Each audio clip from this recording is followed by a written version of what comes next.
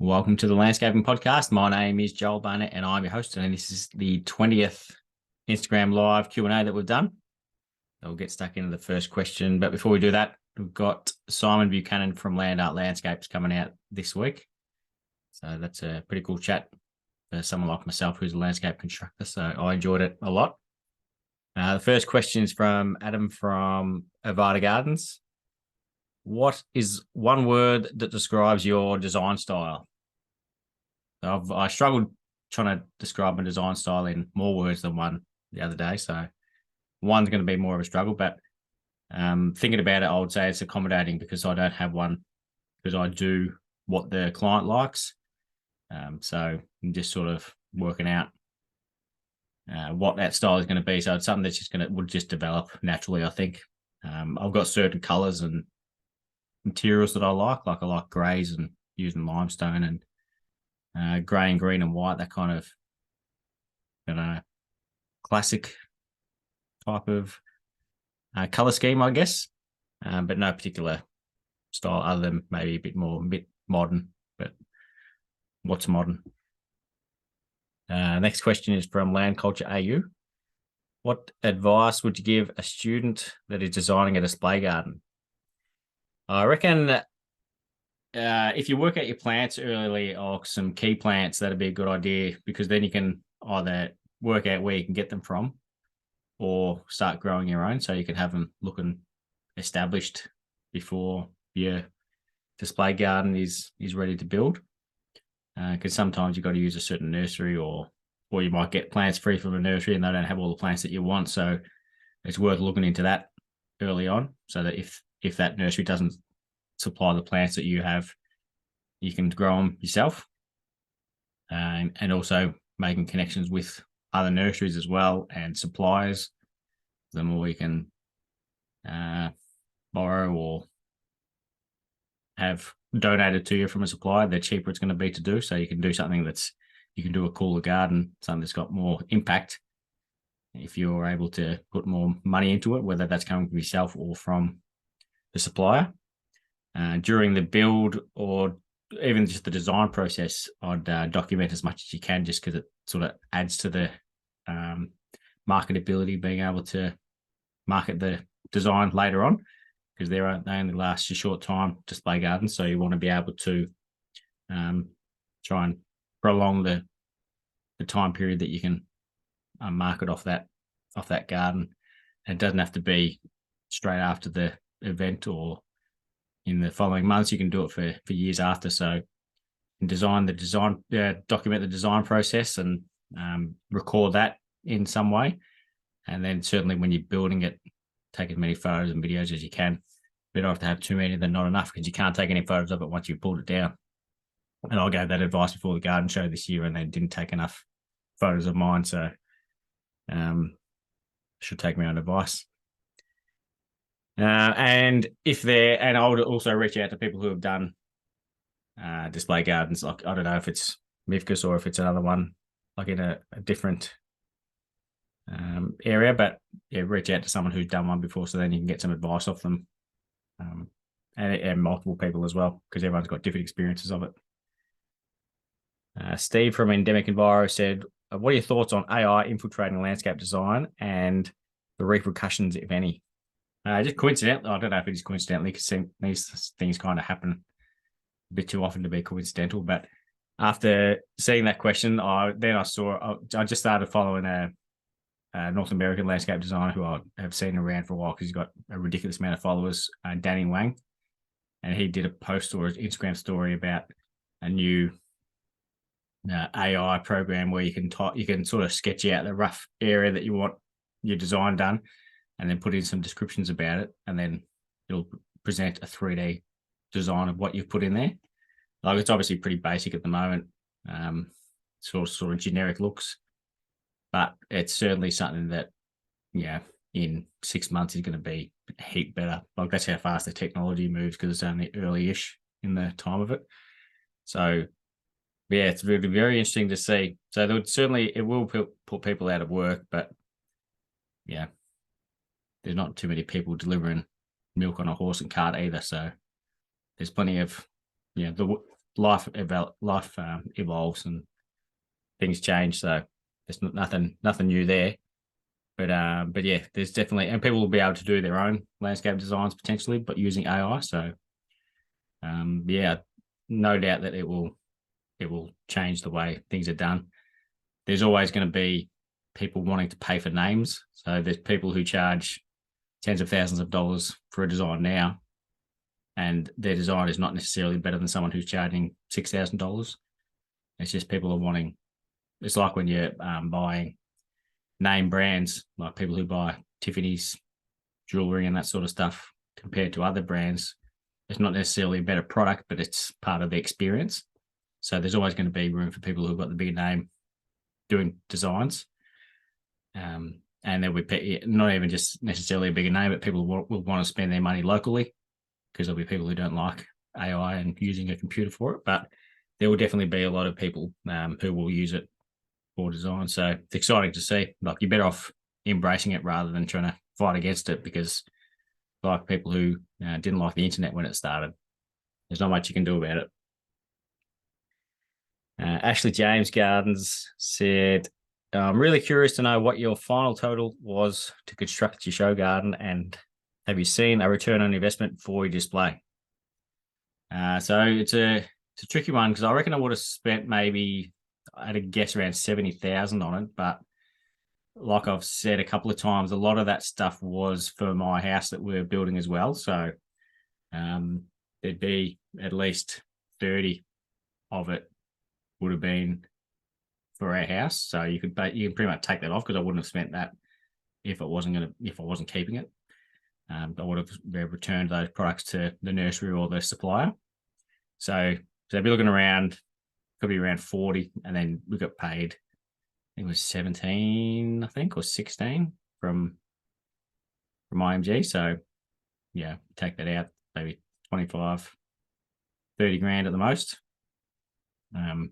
But I don't do any advertising, and I haven't done for years. So you can just lump all that in together as advertising and an amazing experience. And then I'll continue to advertise, like I was saying just before, market that show garden in the years to come. Because when you're looking at the photos, you don't know that it's a show garden, depending on what's in the background. But yeah, and in terms of return on investment, I've got an immediate $30,000 worth return on investment, because it's gone to my house we're in now. Although, in saying that, a lot of it is just sitting at the shed, because I can't afford to do the section. I've got to get a permit for a pergola and that sort of thing, and can't afford to do any of that or build it at the moment. So it's just sitting at the shed waiting. But so that stuff's an instant return. So you can almost write that off. But in terms of actual work from it, I had a design inquiry straight away, but I was real busy and then forgot about it. And they wanted to see examples of multiple designs that we've done, and I didn't get back to them quick enough and couldn't be bothered. So I didn't follow that up. So that's not ideal if you want to get a return on investment. But other than that, I haven't had anyone mention it who's been inquiring, but I've also been knocking back inquiries as soon as they come through for construction work, because we're too busy. So yeah, it's not something I did to get work, because we've already got too much work on anyway. But yeah, if you're wanting to, you could market it a lot better than what I did. Like, you could be more proactive with people, getting their contact details of anyone who's interested in it. But yeah, that's not the goal I was chasing for it. Hayden Oglesby Sculpture said, what are your thoughts on incorporating sculpture into a garden design? I absolutely love it. I'm pretty sure we've got, I don't know if we've got one coming up. I certainly designed 2 into a job in Jan Juck, but that one I don't think is going to go ahead. I haven't heard anything back from that. Been watching Josh Hazelwood Engineering. He's building some crazy bird cage sculpture at the moment. He does some pretty cool stuff, and we work with Jay Zakora from Metal Art Design. He does our steel work, but he also does a lot more complex sculptures and pretty cool stuff that he's got at his shed. So yeah, I love doing it, and it's a very a lot of times very brave thing to do, to put one of them into a design, because it's a bit unique and not the kind of standard thing to do. So yeah, I certainly enjoy seeing that in there. And I've seen some examples of it where it looks phenomenal. Seen some examples when it's just a token gesture and it sort of doesn't fit into the design. So that's kind of the balance you need to do. But yeah, I love doing it, love seeing it. Trent Douglas 6 said, any tips for landscape tradesmen starting to run jobs? I reckon organisation and planning would be the key to doing that. So you might end up doing a bit more, mental hours on the job. So thinking about them more than what you would have when you were just turning up and getting told what to do to a point. But that's, a good thing. That's just part of the progression for starting to run jobs. And then once you do that, you either might want to keep doing it because you enjoy doing that and you'll be getting paid well and not having as much responsibility, or you might want to end up going out on your own as well. And then you've had that experience of doing it in organisation. That's the key to have a job running smoothly and then being profitable. So if you're doing that for your employer, you're more likely to get rewarded financially more so than if you're just working as a normal employee. So yeah, just organize. Just basically thinking ahead. So it's stuff that I assume you would be doing anyway. Just sort of naturally as you become experienced.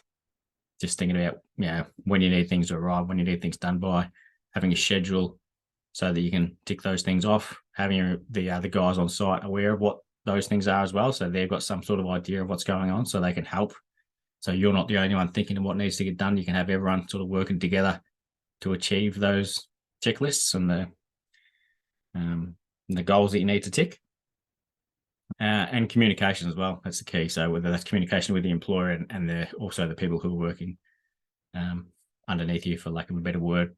So you sort of got to be the conduit between what your employer is wanting to, the message he's wanting to pass on, and you've got to deliver that to the other employees. But yeah, so it might be a matter of doing a bit of work when you get home, thinking about things and working out what you could do the next day. But you could just spend half an hour doing that, and it wouldn't be every night. But it could be every night. But it's just spending that half an hour, even though you might not get paid for it, is going to make your day and weeks a lot easier. And then the better you are at it, the more chance you can get paid more.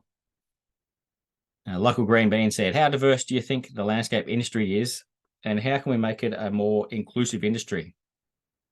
It's a pretty tricky question because you sort of only see what is in your own sort of area. So there's certainly more women than there used to be, but still hardly any in terms of the construction side of things. I reckon design, I'd be surprised if it's not about 50-50. Just thinking out loud, I think there's a lot of female designers. Could even be more females than males potentially in design.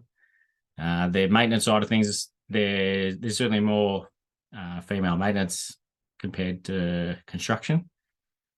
But in terms of other diversities, like whether that's people born in another country, or like the role of being diverse, you can put under a million different categories.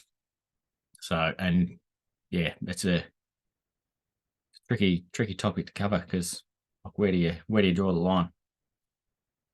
And I basically can't see stats to show what classifies as people who would classify as being diverse.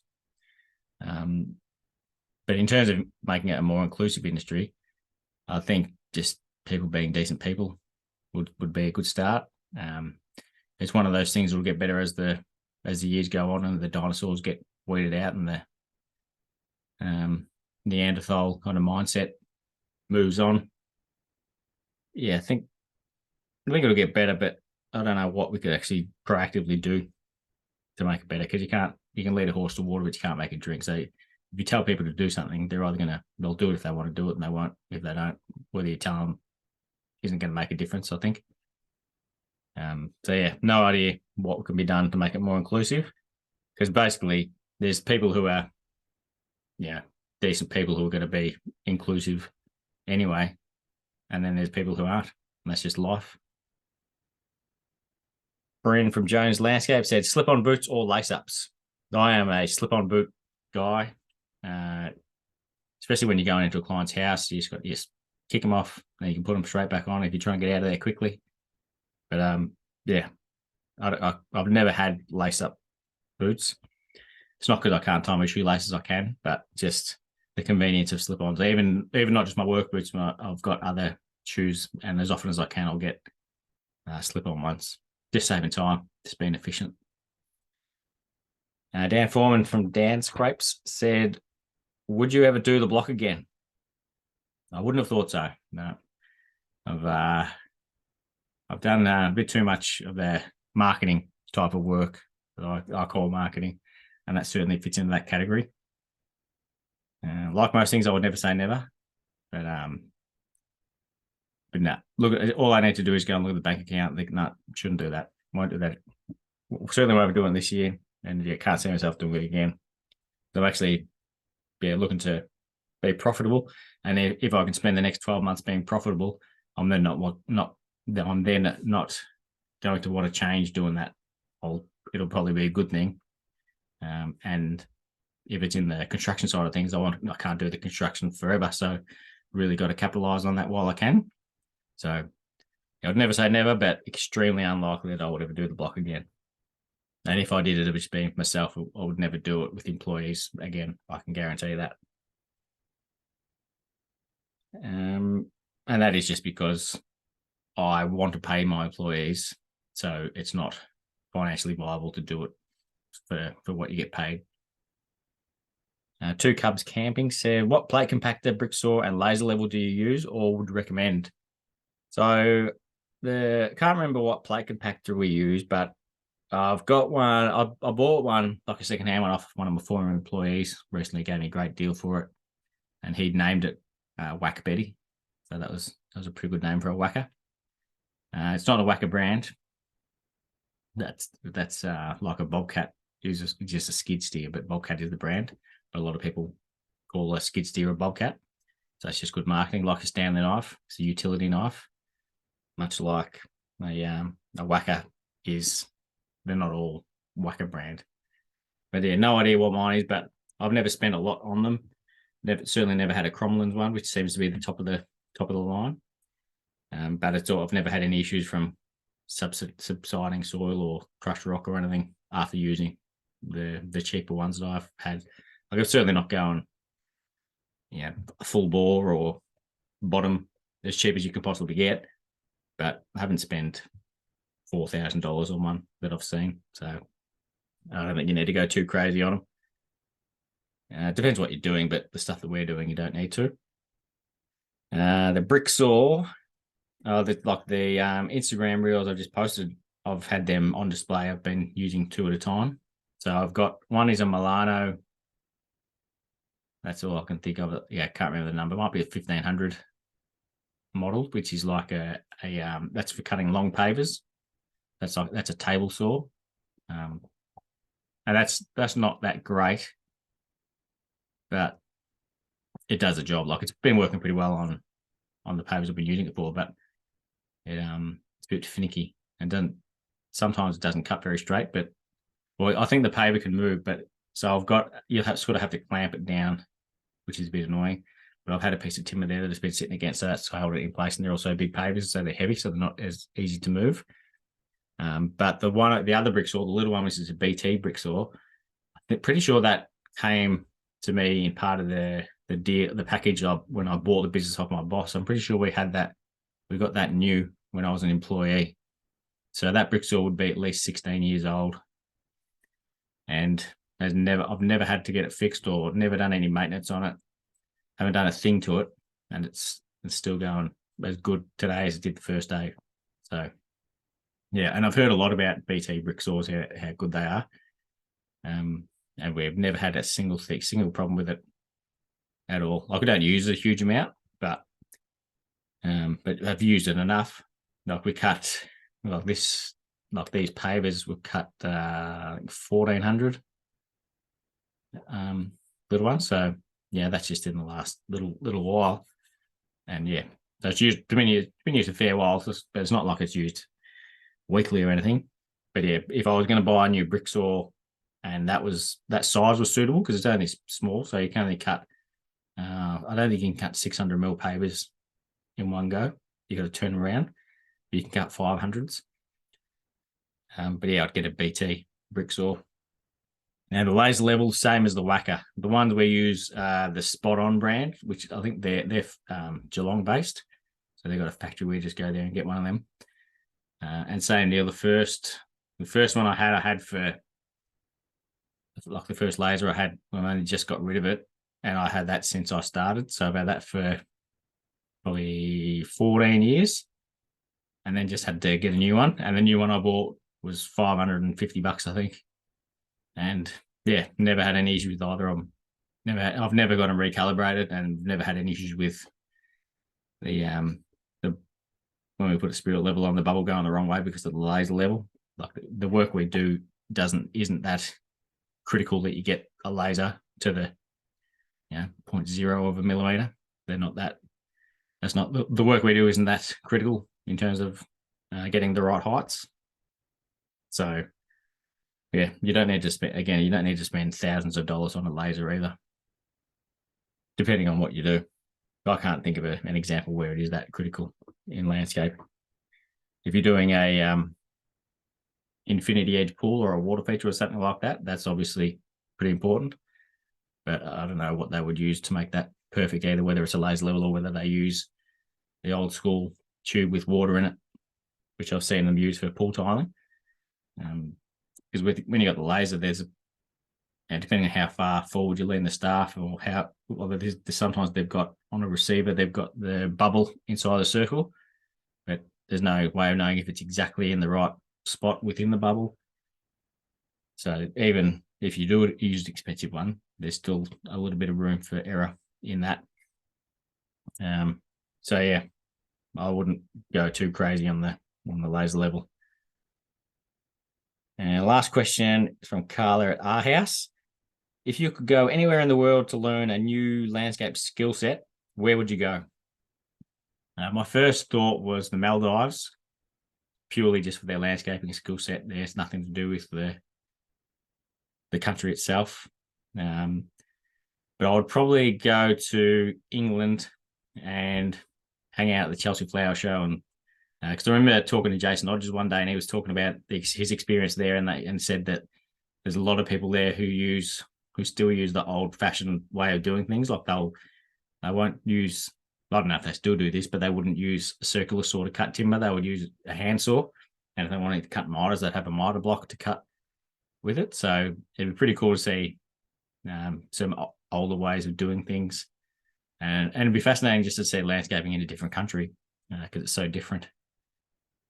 One of the things I was thinking about when I was talking with Simon Buchanan, who's this week's episode, because he was talking about he did the World Skills competition and went to Japan to compete for Australia. And then I was thinking about how interesting it would be, like how different it would be for all the different countries, because everyone does things differently. So I was just wondering how they decide what methods they use for the World Skill competition. But yeah, I reckon England would be where I'll go. I've seen a fair bit of how they do things in North America. A lot more flexible paving options they do over there, so I'm not as interested in that. And there's a lot more artificial grass in the areas where they do seem to do more of the rigid paving. But so I reckon England would be the go, if not the Maldives. I've never seen the landscaping skills or examples in the Maldives, so probably have to check that out first to see what it's like there, and then maybe pop over to England as well. But that was the last question, so thank you very much for everyone who submitted one. And there, as I've said, Simon Buchanan from Land Art Landscapes is out this week, and I'll put up the question box again during the week for another Instagram live next Sunday at 8:30 Eastern Standard Time, and we'll see you then.